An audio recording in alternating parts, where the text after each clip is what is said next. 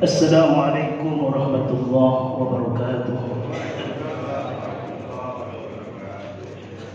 Alhamdulillah, wassalatu wassalamu ala rasulillah Sayyidina wa maulana Muhammad bin Abdillah wa ala alihi wa ashabihi wa man tabi'ahum bi ihsanin ila yaumil qiyamah. Asyhadu an la ilaha illallah wahdahu la syarika lah wa asyhadu anna sayyidina maulana Muhammadan abduhu wa rasuluhu la nabiyya ba'dahu. Allahumma salli wa sallim ala sayyidina wa maulana Muhammadin wa ala alihi wa ashabihi ajma'in.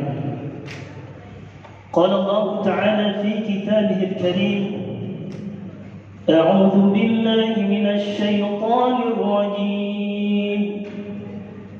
Bismillahirrahmanirrahim.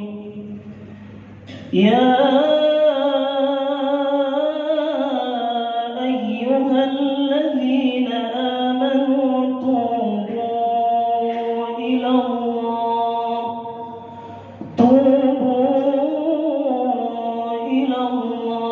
taubatan nasuha. Hadirin jamaah salat Isya dan tarawih yang dimuliakan Allah Subhanahu wa taala. Tiada kata yang paling indah melainkan memanjatkan puji dan syukur pada Allah Subhanahu wa taala. Dengan taufik hidayah serta inayahnya kita sama-sama kembali bisa melaksanakan salat Isya berjamaah.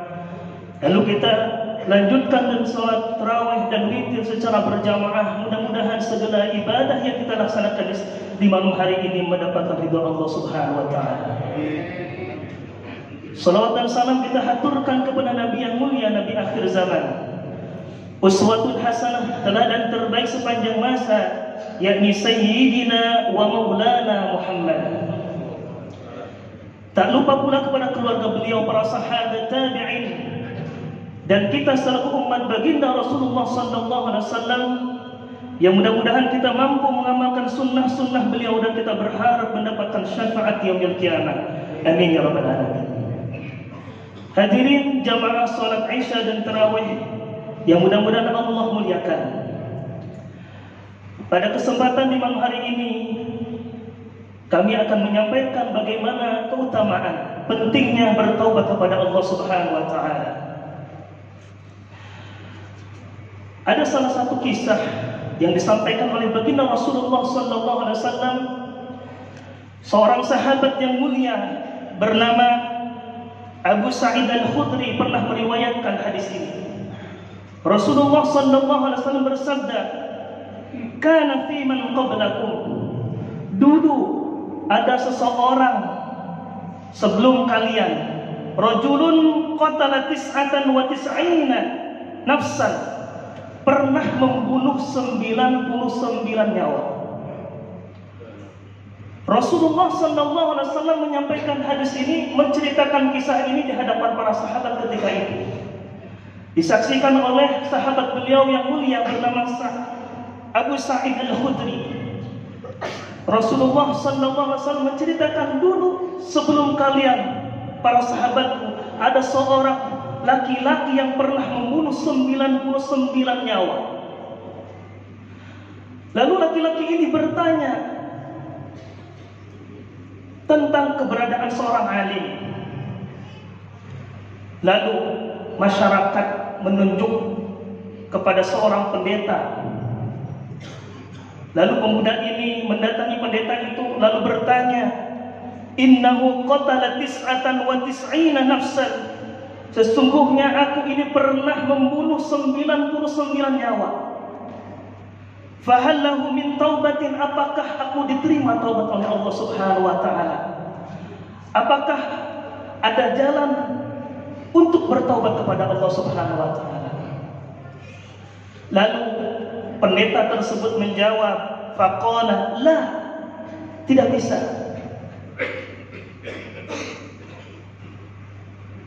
Qatalahu fakumila mi'atin. Lalu pemuda tersebut membunuh pendeta ini. karena merasa kecewa atas jawaban si pendeta.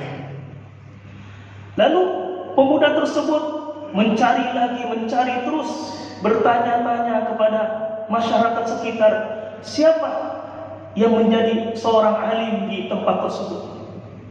Lalu masyarakat menunjuk seorang alim ulama, seorang ulama yang terkenal ketika itu. Lalu pemuda tersebut mendatangi beliau lalu bertanya. Beliau mengaku, innahu qatala mi'ata nafsin. Sesungguhnya aku pernah membunuh 100 nyawa. Fahal lahu min taubatin? Apakah aku diterima taubat jika aku bertaubat kepada Allah Subhanahu wa taala? Lalu ulama ini menjawab, na'am ya akhi. Betul ya akhi. Sesungguhnya orang yang bertaubat kepada Allah Subhanahu wa taala, manakala ia bersungguh-sungguh bertaubat kepada Allah Subhanahu wa taala, maka taubatnya diampunkan oleh Allah Subhanahu wa taala. Lalu ulama ini meminta kepada pemuda ini untuk mendatangi sebuah tempat di mana pemuda ini untuk bertaubat, lalu banyak beribadah di sana. Di sana banyak orang-orang yang senantiasa bertaubat kepada Allah Subhanahu wa taala.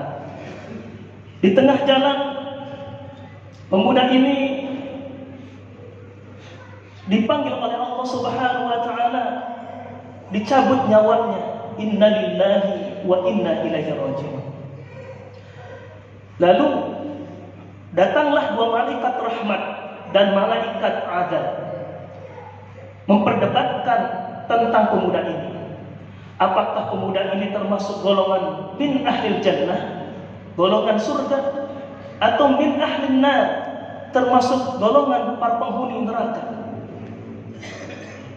Berdebat 2 malaikat ini, malaikat rahmat dan malaikat azab. Lalu datanglah 1 malaikat yang berwujud manusia, memberikan keputusan penting ketika itu, bahwa mereka harus mengukur jarak antara tempat pemuda ini tinggal dengan jarak tempat yang akan dituju. Ternyata diukur-ukur yang paling dekat dengan tempat yang dituju. Lalu malaikat rahmat membawa pemuda ini dan menghadap kepada Allah Subhanahu wa taala. Pemuda ini diampunkan oleh Allah Subhanahu wa taala dosa-dosanya atas niat baiknya bertaubat dengan sungguh-sungguh kepada Allah Subhanahu wa taala. Dan Allah masukkan pemuda ini ke dalam surganya Allah Subhanahu wa taala. Kisah yang kedua pernah terjadi di zaman masa tabi'ut tabi'in. Ada seorang penjahat kelas kakap, seorang pembunuh, seorang perampok, seorang penjudi, seorang pezina. Banyak sekali kejahatan yang ia lakukan, yang bernama At-Tabatul Ghulam. Suatu ketika At-Tabatul Ghulam pernah melewati sebuah masjid yang begitu besar, yang dihadiri oleh ribuan jamaah. Ketika itu At-Tabatul Ghulam, seorang penjahat ini, ingin sekali mencuri sendal jamaah yang ada di masjid tersebut. Dia dengan niat mencuri, membawa karung satu demi satu sendal masukkan ke dalam karung tersebut, sampai tidak ada sendal lagi yang tersisa. Ketika itu ada seorang ulama, seorang syekh yang berceramah, yang memberikan tausiah tentang bagaimana keutamaan bertaubat kepada Allah Subhanahu wa taala. Lalu ada seorang jamaah yang menarik, ada seorang jamaah yang bertanya kepada syekh tersebut tatkala At-Tabatul Ghulam memasukkan sendalnya ke dalam karung.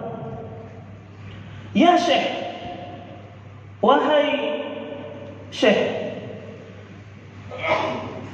Allah Subhanahu wa taala adalah zat yang maha menerima taubat seseorang.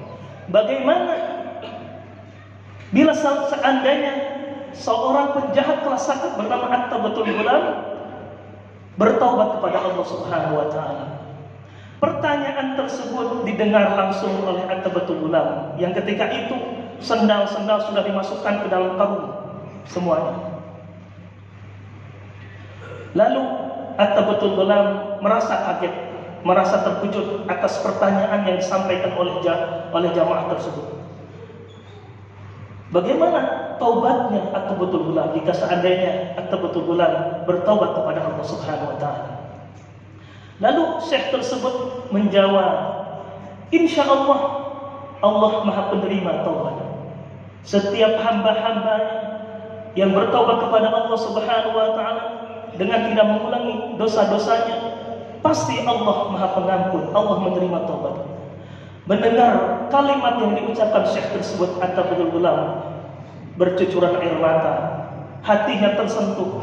Lalu sendal-sendalnya beliau keluarkan dari karungnya, kemudian dirapikan kembali. Lalu At-Tabatul Ghulam pulang ke rumahnya, mandi di situ, kemudian berwudu. Dia menggunakan pakaian yang bagus, yang rapih dan suci.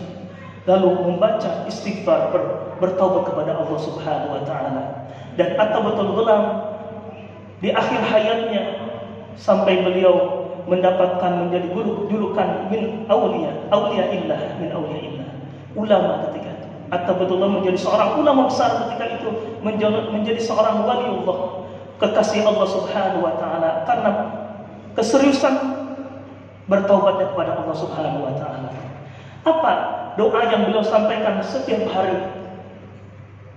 Yang doa ini sering dipanjatkan oleh ulama-ulama hebat. Salah satu doa beliau yang Ilahi akrimni in kunta taubati wa ghaffarta haubati fa akrimni bil fahmi. Ilahi akrimni bi husni sauti hatta annahu man sami'a qiraati yazdadu riqqatan fi qalbi wa huwa qasir qalbi. Hadirin jamaah salat Isya yang dimuliakan Allah Subhanahu wa taala. Ada syarat-syarat bagaimana taubat itu diterima oleh Allah Subhanahu wa taala. Yang pertama, menyesal terhadap dosa yang pernah dilakukan. Dia betul-betul menyesal kepada Allah Subhanahu wa taala atas dosa-dosa yang ia lakukan. Yang kedua, berniat secara sungguh-sungguh tidak akan mengulangi dan langsung menghentikan dosa tersebut. Yang ketiga, membaca istighfar dengan lisannya dan benar minta ampun di dalam hatinya. 3 syarat ini ketika kita lakukan bertobat kepada Allah Subhanahu wa taala, maka Allah akan menerima tobat-tobat kita. Hadirin jamaah salat Isya dan tarawih yang dimuliakan Allah Subhanahu wa taala. Rasulullah sallallahu alaihi wasallam adalah seorang manusia yang mulia, seorang nabi yang mulia.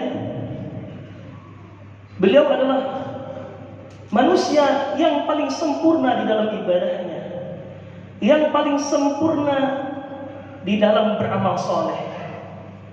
Beliau setiap hari, meskipun beliau adalah orang yang dijamin masuk surga oleh Allah Subhanahu wa taala, orang yang sudah dijamin dimaksum terpelihara dari dosa dan maksiat, akan tetapi Rasulullah SAW adalah seorang manusia, seorang nabi yang senantiasa beristighfar sehari tidak lebih 70 sampai 100 kali.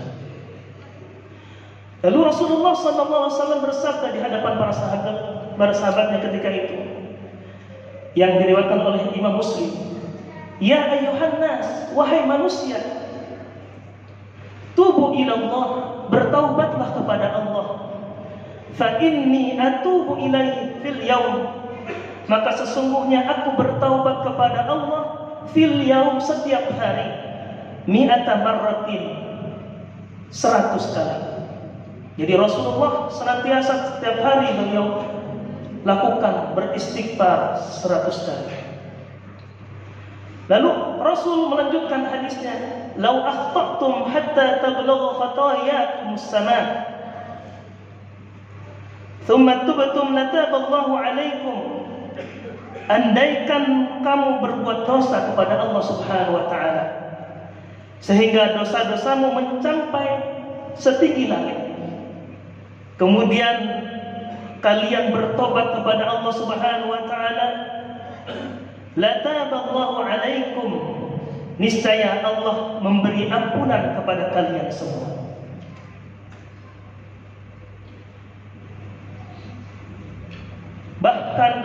riwayat lain disebutkan dalam riwayat At-Tirmidzi atau At-Tirmidzi, Rasulullah sallallahu alaihi wasallam pernah bersabda di hadapan para sahabatnya, "Inna Allah azza wa jalla yaqbalu taubatal 'abdi ma lam yughargir." Sesungguhnya Allah Subhanahu wa taala akan menerima taubatnya seseorang hamba ma lam yughargir, manakala hamba tersebut manakala nyawanya belum berada di tenggorokan. Seseorang yang bertobat kepada Allah Subhanahu wa taala ketika nyawa belum berada di tenggorokan, maka taubatnya diterima oleh Allah Subhanahu wa taala. Akan tetapi sebaliknya, seseorang yang bertaubat kepada Allah Subhanahu wa taala manakala nyawanya sudah berada di tenggorokan, maka pintu taubat ditutup oleh Allah Subhanahu wa taala.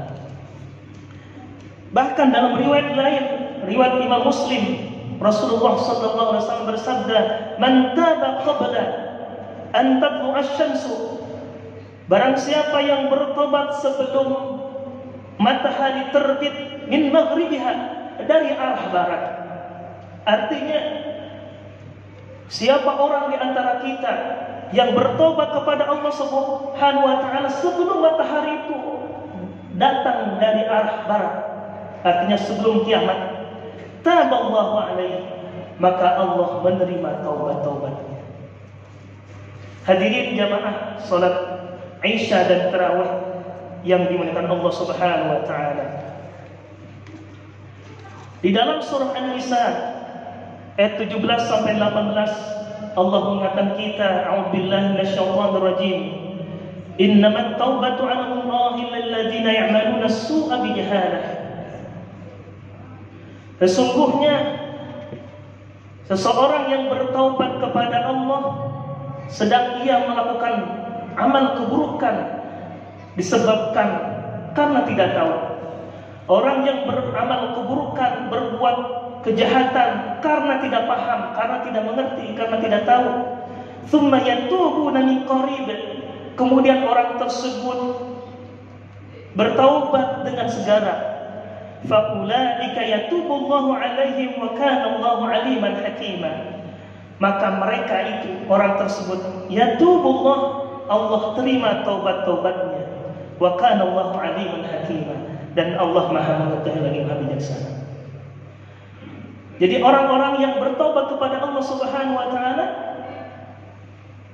dia dalam keadaan melakukan dosa karena tidak disengaja, karena dosa yang tidak dipahami, artinya dosa yang tidak tahu dia bahwa itu adalah perbuatan yang salah. Ketika itu dia bertobat kepada Allah Subhanahu wa taala, maka Allah ampuni dosa-dosanya. Akan tetapi sebaliknya, walaysat taubatu lil ladzina ya'maluna as-sayyi'at. Allah tidak akan menerima taubat lil ladzina ya'maluna as-sayyi'at, bagi orang-orang yang berbuat keburukan, bagi orang-orang yang berbuat kejahatan, hatta idza hadara ahaduhumul maut, sampai orang tersebut, sampai datangnya kematian kepada orang tersebut. Qala inni tubtul an. Kemudian ia berkata, sesungguhnya aku tubtul an, bertaubat sekarang. Walal ladzina yamutuna hum kuffar, dan Allah tidak menerima taubat orang-orang kafir yang mati dalam keadaan kafir kepada Allah Subhanahu wa taala. Ulaika a'tadna lahum 'adzaban alima. Mereka itulah Allah persiapkan bagi mereka siksaan yang sangat pedih. Jadi Allah tidak akan menerima bagi orang-orang yang berbuat keburukan, kejahatan, manakala orang tersebut sudah nyawanya sudah berada di tenggorokan, kematiannya sudah di depan mata, lalu ia bertaubat. Yang kedua, Allah tidak menerima orang-orang kafir, orang-orang yang mati dalam keadaan kafir. Nauzubillah min dzalik. Yang terakhir, Allah Subhanahu wa taala menyuruh kita untuk senantiasa bertobat kepada Allah dengan sungguh-sungguh. A'udzubillahi minasyaitonir rajim. Bismillahirrahmanirrahim. Ya ayyuhalladzina ayyuhalladzina amanu, wahai orang-orang yang beriman kepada Allah. Allah memanggil orang-orang yang beriman dengan panggilan kasih sayangnya. Ya ayyuhalladzina amanu, tubu, bertaubatlah kalian, inallahi, kepada Allah Subhanahu wa taala, taubatan nasuha, dengan sebenar-benarnya taubat, dengan taubat sesungguh-sungguhnya. Asa rabbukum an yukaffiru ankum sayyi'atikum, semoga Tuhan Allah menghapus segala dosa-dosa kalian, termasuk kesalahan-kesalahan yang kalian lakukan. Wa yudkhilakum jannatin tajri min tahtiha al-anhar, dan Allah masukkan kalian ke dalam surga yang di bawahnya mengalir sungai yang begitu indah. Wa may ya'mal, dalam surah An-Nisa, wa may ya'mal su'an, barang siapa yang beramal keburukan, barang siapa yang beramal, yang berbuat kejahatan, au yadhlim nafsahu, atau menganiaya dirinya sendiri, berbuat zalim atas dirinya sendiri, thumma yastaghfirillah, kemudian dia beristighfar kepada Allah Subhanahu wa taala, yajidillaha ghafurur rahim, maka Allah Maha Pengampun lagi Maha Penyayang. Hadirin jamaah salat Isya yang dirahmati Allah Subhanahu wa taala, Ramadan adalah bulan yang penuh maghfirah, syahrul maghfirah. Ramadan adalah bulan di mana Allah Subhanahu wa taala menerima taubat seorang hamba. Ramadan adalah momentum di mana Allah Subhanahu wa taala menghapus dosa-dosa kita. Ramadan adalah momentum di mana Allah Subhanahu wa taala memberikan pahala yang berlipat ganda. Dalam sebuah hadis dikatakan, man shoma ramadhana imanan wa ihtisaban, barang siapa yang berpuasa imanan wa ihtisaban, dalam keadaan iman, wa ihtisaban, dan ia berpuasa dalam mengharap kepada Allah Subhanahu wa taala dengan penuh ketulusan, mengharap ridha Allah Subhanahu wa taala, ghufira lahu ma taqaddama min dhanbihi, maka Allah akan menghapus dosa-dosanya yang telah lalu. Dalam riwayat lain dijelaskan, man qama ramadhana imanan wa ihtisaban, barang siapa yang menghidupkan malam di bulan Ramadan, ia hidupkan malam dengan salat Isya, ia hidupkan malamnya dengan salat tarawih, ia hidupkan malamnya dengan salat qiyamul lail, dia hidupkan malamnya dengan salat witir, dia hidupkan malamnya dengan berzikir kepada Allah, dia hidupkan malamnya bersama Allah Subhanahu wa taala, imanan wa ihtisaban, dalam keadaan iman dan penuh ketulusan karena Allah Subhanahu wa taala. Ghufira lahu ma taqaddama min dhanbi, maka Allah akan menghapus dosa-dosanya yang telah lalu. Puasa adalah sarana kita untuk diampunkan dosa. Menghidupkan malam di bulan Ramadan adalah sarana diampunkan dosa. Mudah-mudahan di momen-momen terakhir ini di bulan suci Ramadan ini, mudah-mudahan di 10 terakhir ini ibadah kita semakin meningkat kepada Allah Subhanahu wa taala. Rasulullah SAW senantiasa di 10 terakhir beliau lebih giat lagi dalam beribadah kepada Allah. Beliau iktikaf di masjid, beliau salat qiyamul sampai kakinya bengkak. Sampai-sampai Siti Aisyah pernah menceritakan bagaimana ibadahnya Rasul di malam hari. Anna Nabiy sallallahu alaihi wasallam, bahwasanya Nabi Muhammad sallallahu alaihi wasallam kana yaqumu min al-lail, terbiasa bangun malam. Hatta tatafattara qadamu, sampai kakinya bengkak, sampai kakinya terpecah. Lalu Siti Aisyah bertanya, lima tasna hada ya Rasulullah, mengapa kau melakukan semua ini ya Rasulullah? Qad ghafarallahu lak, sungguh dosa-dosamu telah diampuni Allah. Ma taqaddama min dzambik, dosa-dosamu yang lalu dan yang akan datang. Lalu apa jawaban Rasulullah dengan penuh senyuman? Afala uhibbu an akuna 'abdan syakura, Apakah aku tidak senang aku menjadi hamba yang bersyukur pada Allah Subhanahu wa taala? Rasulullah adalah seorang manusia yang mulia, seorang nabi yang mulia. Tidak ada manusia yang lebih hebat daripada baginda Rasulullah SAW. Tidak ada manusia yang lebih sempurna ibadahnya melainkan baginda Rasulullah SAW. Akan tetapi beliau senantiasa menghabiskan waktu malamnya bersama Allah Subhanahu wa taala. Mudah-mudahan Allah Subhanahu wa taala memberikan kekuatan kita di akhir-akhir Ramadan ini. Kita lebih giat lagi untuk iktikaf di masjid. Kita lebih giat lagi untuk mencari malam Lailatul Qadar. Mudah-mudahan Allah berikan kita malam Lailatul Qadar. Amin ya rabbal alamin. Terakhir, ada seorang ulama menyampaikan nasihatnya. Jangan kau tumpahkan air matamu manakala Ramadan telah pergi. Tapi tumpahkan air matamu manakala Ramadan sudah datang kembali, kau sudah dipanggil oleh Allah Subhanahu wa taala. Inna lillahi wa inna ilaihi raji'un. Mudah-mudahan Allah sampaikan umur kita ke Ramadan tahun depan. Allah sampaikan umur kita ke Ramadan tahun depan. Allah jadikan kita sebagai hamba-hamba yang bertakwa, hamba-hamba yang saleh, hamba-hamba yang senantiasa mencari ridha Allah Subhanahu wa taala. Amin ya rabbal alamin. Kita tutup dengan doa. Subhanakallahumma wa bihamdika asyhadu an la ilaha illa anta astaghfiruka wa atubu ilaik. Assalamualaikum warahmatullahi wabarakatuh. Sallu salatan witi salat salawatin jami'an rahimahullah. La ilaha illallah Muhammadur Rasulullah sallallahu alaihi wasallam.